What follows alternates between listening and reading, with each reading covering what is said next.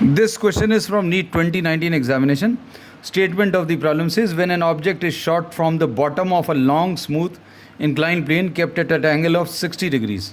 अब यहाँ पर एक smooth inclined plane है and this is kept at an angle of 60 degrees. It can travel a distance x1 along the plane, but when the inclination is decreased to 30 degrees, the same object can travel x2 distance. x1 upon x2 बताना है. So we are taking this as theta. अब इसके ऊपर कोई object अगर रखा हुआ है, फोर्स इसमें जो काम करेगा दैट इज़ mg, और mg के दो कंपोनेंट्स आ जाएंगे, ये mg cos थीटा और ये वाला mg sin थीटा.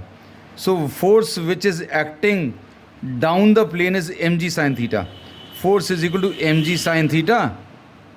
इससे एक्सेलरेशन मिल जाएगा force divided by mass, and this will be mg sin theta divided by m, यानी acceleration will be g sin theta.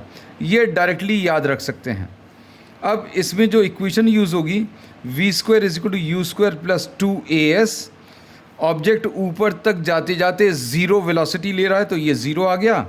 u² plus 2 into a की value minus g sin theta. Minus इसलिए क्योंकि object ऊपर की तरफ जा रहा है और इसमें नीचे की तरफ एक्सेलरेशन है, and distance travelled is x.